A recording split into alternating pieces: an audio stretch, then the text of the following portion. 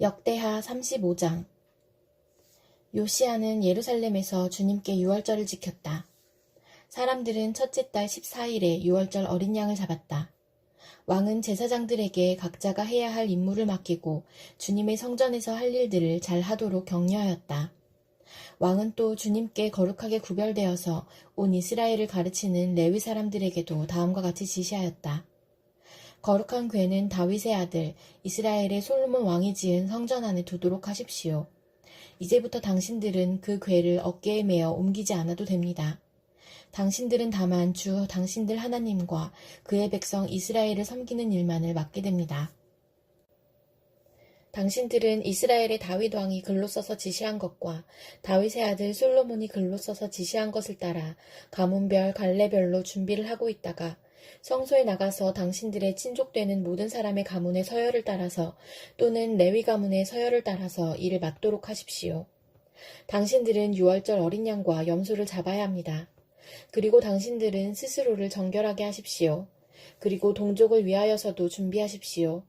이 모든 일은 주님께서 모세를 시켜서 말씀하신 그대로 해야 합니다. 요시야는 자기가 가지고 있는 집짐승 떼 가운데서 어린 양과 어린 염소 3만 마리와 수소 3천 마리를 일반 백성들이 유월절 때에 제물로 쓰도록 백성에게 거저 주었다. 왕의 신하들도 기꺼이 일반 백성과 제사장들과 레위 사람들에게 돌아갈 제물을 자원하여 내놓았다. 하나님의 성전의 최고 책임자인 힐기야와 스가랴와 여이엘은 제사장들이 유월절 기간에 제물로 쓰도록 어린 양과 어린 염소 2,600마리와 수소 300마리를 내놓았다. 레위 사람의 지도자들 곧 고나냐와 그의 동기들인 스마야와 느다넬과 하사랴와 여이엘과 요사밧은 레위 사람들이 유월절 제물로 쓰라고 어린 양과 어린 염소를 합하여 5,000마리와 소 500마리를 내놓았다. 유월절을 지킬 제사 준비가 이렇게 다 되었을 때에 제사장들과 레위 사람들은 왕이 명령한 대로 각각 제자리에 섰다. 희생제물인 양과 염소를 잡은 뒤에 레위 사람들은 잡은 짐승의 가죽을 벗기고 제사장들은 손으로 피를 받아 제단에 뿌렸다. 그런 다음에 레위 사람들은 번제물로 바칠 짐승을 백성에게 가문별로 나누어 주어서 백성이 모세의 율법에 기록되어 있는 대로 주님께 드리게 하고 소도 같은 방법으로 하였다.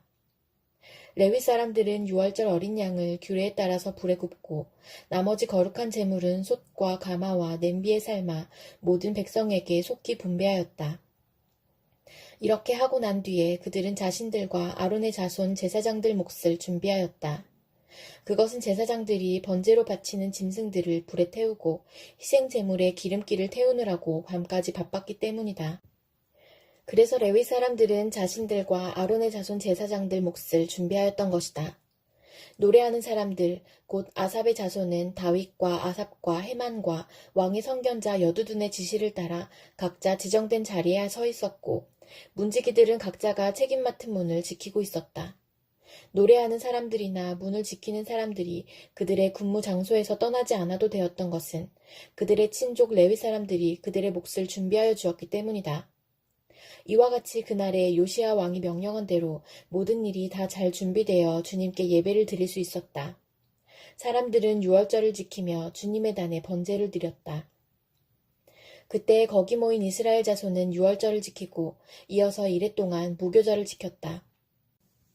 예언자 사무엘 이후로 이스라엘 안에서 이처럼 유월절을 지킨 예가 없었고 이스라엘의 역대 왕들 가운데서도 요시야가 제사장들과 레위 사람들과 그때 거기 모인 온 유다와 이스라엘 사람들과 예루살렘 주민들과 함께 지킨 그런 유월절은 일찍이 지켜본 왕이 없었다. 유월절을 이렇게 지킨 것은 요시야가 나라를 다스린 지 18째 해가 되던 때의 일이다. 이런 모든 일이 일어난 뒤 곧 요시야가 성전 정돈을 마치고 난 뒤에 이집트의 느고 왕이 유프라테스 강가에 있는 갈그미스를 치려고 올라왔으므로 요시야가 그것을 막으러 나갔다. 느고가 요시야에게 전령을 보내어 말하였다. 유다의 왕은 들으시오. 왕은 왜 나의 일에 관여하려고 하오. 나는 오늘 왕을 치려고 온 것이 아니라 나와 싸움이 벌어진 족속을 치려고 나선 것이오. 하나님께서 나에게 속히 가라고 명하셨소. 그러니 하나님이 나와 함께 계시오. 하나님께 멸망을 당하지 아니하려거든 하나님을 거역하는 이 일을 어서 멈추시오. 그러나 요시아는 그에게서 돌이켜 되돌아가지 않고 느고와 싸우려고 변장까지 하였다. 이처럼 요시아는 하나님께서 느고를 시켜서 하시는 말씀을 듣지 아니하고 무깃도 평원으로 진군하여 가서 싸웠다. 그때의 적군이 쏜 화살이 요시아 왕에게 박혔다.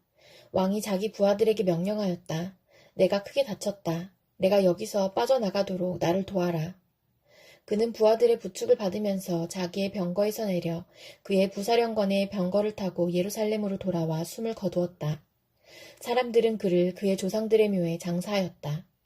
온 유다와 예루살렘 사람들이 그의 죽음을 슬퍼하였다. 예레미야 예언자가 요시아의 전사를 애도하는 애가를 지었는데 노래하는 남녀가 요시아 왕을 애도할 때에는 이 애가를 부르는 것이 관례가 되어 오늘까지 이른다. 그 가사는 애가집에 기록되어 있다. 요시아의 남은 사적, 곧 그가 주님의 율법에 기록된 대로 한 모든 선한 일과 그의 업적은 처음부터 끝까지 이스라엘과 유다 열왕기에 기록되어 있다. 요한계시록 21장. 나는 새 하늘과 새 땅을 보았습니다. 이전의 하늘과 이전의 땅이 사라지고 바다도 없어졌습니다. 나는 또 거룩한 도성 새 예루살렘이 남편을 위하여 단장한 신부와 같이 차리고 하나님께로부터 하늘에서 내려오는 것을 보았습니다. 그때에 나는 보좌에서 큰 음성이 울려나오는 것을 들었습니다. 보아라, 하나님의 집이 사람들 가운데 있다. 하나님이 그들과 함께 계실 것이요. 그들은 하나님의 백성이 될 것이다. 하나님이 친히 그들과 함께 계시고 그들의 눈에서 모든 눈물을 닦아주실 것이니 다시는 죽음이 없고 슬픔도 울부짖음도 고통도 없을 것이다. 이전 것들이 다 사라져버렸기 때문이다. 그때 보좌에 앉으신 분이 말씀하셨습니다. 보아라, 내가 모든 것을 새롭게 한다. 또 말씀하셨습니다. 기록하여라. 이 말은 신실하고 참되다. 또 나에게 말씀하셨습니다. 다 이루었다. 나는 알파며 오메가, 곧 처음이며 마지막이다. 목마른 사람에게는 내가 생명수 샘물을 거저 마시게 하겠다. 이기는 사람은 이것들을 상속받을 것이다. 나는 그의 하나님이 되고 그는 내 자녀가 될 것이다. 그러나 비겁한 자들과 신실하지 못한 자들과 가증한 자들과 살인자들과 음행하는 자들과 마술쟁이들과 우상 숭배자들과 모든 거짓말쟁이들이 차지할 몫은 불과 유황이 타오르는 바다뿐이다. 이것이 둘째 사망이다. 일곱 천사가 마지막 때에 일곱 재난이 가득 담긴 일곱 대접을 가졌는데 그 가운데 하나가 나에게로 와서 말하기를 이리로 오너라. 어린 양의 아내인 신부를 너에게 보여주겠다 하고 나를 성령으로 휩싸서 크고 높은 산 위로 데리고 가서 하나님께로부터 하늘에서 내려오는 거룩한 도성 예루살렘을 보여주었습니다. 그 도성은 하나님의 영광에 쌓였고 그 빛은 지극히 귀한 보석과 같고 수정처럼 맑은 벽옥과 같았습니다. 그 도성에는 크고 높은 성벽이 있고 거기에는 12 대문이 달려 있었습니다. 그 12 대문에는 12 천사가 지키고 있고 이스라엘 자손 12지파의 이름이 적혀 있었습니다. 그 대문은 동쪽에 셋, 북쪽에 셋, 남쪽에 셋, 서쪽에 셋이 있었습니다. 그 도성의 성벽에는 주춧돌이 12개가 있고 그 위에는 어린 양의 12사도의 12 이름이 적혀 있었습니다. 나에게 말하던 그 천사는 그 도성과 그 문들과 성벽을 측량하려고 금으로 된 자막대기를 가지고 있었습니다. 그 도성은 내 모가 반듯하여 가로와 세로가 같았습니다. 그가 자막대기로 그 도성을 재어보니 가로와 세로와 높이가 서로 똑같이 12,000 스타디온이었습니다. 또 그가 성벽을 재어보니 사람의 치수로 144 규빗이었는데 그것은 천사의 치수이기도 합니다. 그 성벽은 벽옥으로 쌓았고 도성은 맑은 수정과 같은 순금으로 되어 있었습니다. 그 성벽의 주춧돌들은 각색 보석으로 꾸며져 있었습니다. 첫째 주춧돌은 벽옥이요, 둘째는 사파이어요, 셋째는 옥수요, 넷째는 비취옥이요, 다섯째는 홍만호요, 여섯째는 홍옥수요, 일곱째는 황보석이요, 여덟째는 녹주석이요, 아홉째는 황옥이요, 열째는 녹옥수요, 열한째는 청옥이요, 12째는 자수정이었습니다.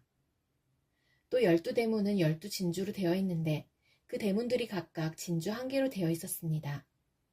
도시의 넓은 거리는 맑은 수정과 같은 순금이었습니다. 나는 그 안에서 성전을 볼 수 없었습니다. 그것은 전능하신 주 하나님과 어린 양이 그 도성의 성전이시기 때문입니다. 그 도성에는 해나 달이 빛을 비출 필요가 없습니다. 그것은 하나님의 영광이 그 도성을 밝혀주며 어린 양이 그 도성의 등불이시기 때문입니다. 민족들이 그 빛 가운데로 다닐 것이요 땅의 왕들이 그들의 영광을 그 도성으로 들여올 것입니다. 그 도성에는 밤이 없으므로 온종일 대문을 닫지 않을 것입니다. 그리고 사람들은 민족들의 영광과 명예를 그 도성으로 들여올 것입니다. 속된 것은 무엇이나 그 도성에 들어가지 못하고 가증한 일과 거짓을 행하는 자도 절대로 거기에 들어가지 못합니다.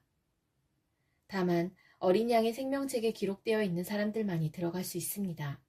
말라기 3장. 내가 나의 특사를 보내겠다. 그가 나의 갈 길을 닦을 것이다. 너희가 오랫동안 기다린 주가 문득 자기의 궁궐에 이를 것이다.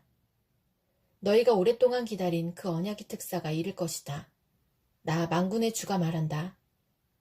그러나 그가 이르는 날에 누가 견디어내며 그가 나타나는 때에 누가 살아남겠느냐.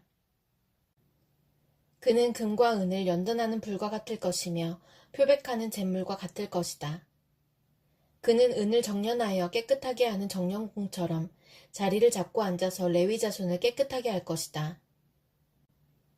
금속 정련공이 은과 금을 정련하듯이 그가 그들을 깨끗하게 하면 그 레위 자손이 나 주에게 올바른 제물을 드리게 될 것이다. 유다와 예루살렘의 제물이 옛날처럼 지난날처럼 나 주를 기쁘게 할 것이다. 내가 너희를 심판하러 가겠다. 점치는 자와 간음하는 자와 거짓으로 증언하는 자와 일꾼의 품삯을 떼어먹는 자와 과부와 고아를 억압하고 나그네를 학대하는 자와 나를 경외하지 않는 자들의 잘못을 증언하는 증인으로 기꺼이 나서겠다. 나 만군의 주가 말한다. 나 주는 변하지 않는다. 그러므로 너 야곱의 자손아, 너희는 멸망하지 않는다. 너희 조상 때로부터 너희는 내 규례를 떠나서 지키지 않았다. 이제 너희는 나에게로 돌아오너라. 나도 너희에게로 돌아가겠다. 나 만군의 주가 말한다. 그러나 너희는 돌아가려면 우리는 무엇을 하여야 합니까? 하고 묻는구나. 사람이 하나님의 것을 훔치면 되겠느냐? 그런데도 너희는 나의 것을 훔치고서도 우리가 주님의 무엇을 훔쳤습니까? 하고 되묻는구나. 11조와 헌물이 바로 그것이 아니냐. 너희 온 백성이 나의 것을 훔치니 너희 모두가 저주를 받는다. 너희는 온전한 11조를 창고에 들여놓아 내 집에 먹을거리가 넉넉하게 하여라. 이렇게 바치는 일로 나를 시험하여 내가 하늘문을 열고서 너희가 쌓을 곳이 없도록 복을 붓지 않나 보아라. 나 만군의 주의 말이다. 나는 너희 땅의 초산물을 해로운 벌레가 먹어 없애지 못하게 하며 너희 포도밭의 열매가 채 익기 전에 떨어지지 않게 하겠다. 나 만군의 주가 말한다. 너희 땅이 이처럼 비옥하여짐으로 모든 민족이 너희를 복되다고 할 것이다. 나 만군의 주가 말한다. 너희가 불손한 말로 나를 거역하였다. 나 주가 말한다. 우리가 무슨 말을 하였기에 주님을 거역하였다고 하십니까? 하고 너희는 묻는다. 너희가 말하기를 하나님을 섬기는 것은 헛된 일이다. 그의 명령을 지키고 만군의 주 앞에서 그의 명령을 지키며 죄를 뉘우치고 슬퍼하는 것이 무슨 유익이 있단 말인가? 이제 보니 교만한 자가 오히려 복이 있고 악한 일을 하는 자가 번성하며 하나님을 시험하는 자가 재앙을 면한다 하는구나. 그때에 주님께서는 주님을 경외한 사람들이 서로 주고받는 말을 똑똑히 들으셨다. 그 가운데서도 주님을 경외하며 주님의 이름을 존중하는 사람들을 당신 앞에 있는 비망록에 기록하셨다. 나 만군의 주가 말한다. 내가 지정한 날에 그들은 나의 특별한 소유가 되며 사람이 효도하는 자식을 아끼듯이 내가 그들을 아끼겠다. 그때야 너희가 다시 의인과 악인을 분별하고 하나님을 섬기는 자와 섬기지 않는 자를 비로소 분별할 것이다. 요한복음 20장. 주간의 첫날 이른 새벽에 막달라 사람 마리아가 무덤에 가서 보니 무덤 어기를 막은 돌이 이미 옮겨져 있었다. 그래서 그 여자는 시몬 베드로와 예수께서 사랑하시던 그 다른 제자에게 달려가서 말하였다. 누가 주님을 무덤에서 가져갔습니다. 어디에 두었는지 모르겠습니다. 베드로와 그 다른 제자가 나와서 무덤으로 갔다. 둘이 함께 뛰었는데 그 다른 제자가 베드로보다 빨리 달려서 먼저 무덤에 이르렀다. 그런데 그는 몸을 굽혀서 삼배가 놓여있는 것을 보았으나 안으로 들어가지는 않았다. 시몬 베드로도 그를 뒤따라왔다. 그가 무덤 안으로 들어가 보니 삼배가 놓여있었고 예수의 머리를 싸맸던 수건은 그 삼배와 함께 놓여있지 않고 한 곳에 따로 개켜 있었다. 그제서야 먼저 무덤에 다다른 그 다른 제자도 들어가서 보고 믿었다. 아직도 그들은 예수께서 죽은 사람들 가운데서 반드시 살아나야 한다는 성경 말씀을 깨닫지 못하였다. 그래서 제자들은 자기들이 있던 곳으로 다시 돌아갔다. 그런데 마리아는 무덤 밖에 서서 울고 있었다. 울다가 몸을 굽혀서 무덤 속을 들여다보니 흰옷을 입은 천사 둘이 앉아 있었다. 한 천사는 예수의 시신이 놓여있던 자리 머리맡에 있었고 다른 한 천사는 발치에 있었다. 천사들이 마리아에게 말하였다. 여자여, 왜 우느냐? 마리아가 대답하였다. 누가 우리 주님을 가져갔습니다. 어디에 두었는지 모르겠습니다. 이렇게 말하고 뒤로 돌아섰을 때에 그 마리아는 예수께서 서 계신 것을 보았지만 그가 예수이신 줄은 알지 못하였다. 예수께서 마리아에게 말씀하셨다. 여자여, 왜 울고 있느냐? 누구를 찾느냐? 마리아는 그가 동산지기인 줄 알고 여보세요. 당신이 그를 옮겨놓았거든 어디에다 두었는지를 내게 말해주세요. 내가 그를 모셔가겠습니다. 하고 말하였다. 예수께서 마리아야 하고 부르셨다. 마리아가 돌아서서 히브리 말로 라부니 하고 불렀다. 그것은 선생님이라는 뜻이다. 예수께서 마리아에게 말씀하셨다. 내게 손을 대지 말아라. 내가 아직 아버지께로 올라가지 않았다. 이제 내 형제들에게로 가서 이르기를 내가 나의 아버지 곧 너희의 아버지 나의 하나님 곧 너희의 하나님께로 올라간다고 말하여라. 막달라 사람 마리아는 제자들에게 가서 자기가 주님을 보았다는 것과 주님께서 자기에게 이런 말씀을 하셨다는 것을 전하였다. 그날 곧 주간의 첫날 저녁에 제자들은 유대 사람들이 무서워서 문을 모두 닫아 걸고 있었다. 그때 예수께서 와서 그들 가운데로 들어서셔서 너희에게 평화가 있기를 하고 인사말을 하셨다. 이 말씀을 하시고 나서 두 손과 옆구리를 그들에게 보여주셨다. 제자들은 주님을 보고 기뻐하였다. 예수께서 다시 그들에게 말씀하셨다. 너희에게 평화가 있기를 빈다. 아버지께서 나를 보내신 것 같이 나도 너희를 보낸다. 이렇게 말씀하신 다음에 그들에게 숨을 불어넣으시고 말씀하셨다. 성령을 받아라. 너희가 누구의 죄든지 용서해주면 그 죄가 용서될 것이요. 용서해주지 않으면 그대로 남아있을 것이다. 12제자 가운데 하나로서 쌍둥이라고 불리는 도마는 예수께서 오셨을 때 그들과 함께 있지 않았다.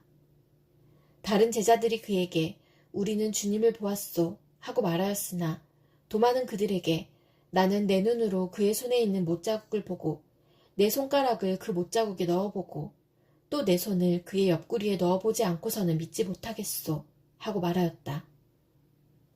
여드레 뒤에 제자들이 다시 집안에 모여 있었는데 도마도 함께 있었다. 문이 잠겨 있었으나 예수께서 와서 그들 가운데로 들어서셔서 너희에게 평화가 있기를 하고 인사말을 하셨다. 그리고 나서 도마에게 말씀하셨다. 내 손가락을 이리 내밀어서 내 손을 만져보고 내 손을 내 옆구리에 넣어보아라. 그래서 의심을 떨쳐버리고 믿음을 가져라. 도마가 예수께 대답하기를 나의 주님, 나의 하나님 하니 예수께서 도마에게 말씀하셨다. 너는 나를 보았기 때문에 믿느냐? 나를 보지 않고도 믿는 사람은 복이 있다. 예수께서는 제자들 앞에서 이 책에 기록하지 않은 다른 표징도 많이 행하셨다. 그런데 여기에 이것이나마 기록한 목적은 여러분으로 하여금 예수가 그리스도요 하나님의 아들이심을 믿게 하고 또 그렇게 믿어서 그의 이름으로 생명을 얻게 하려는 것이다.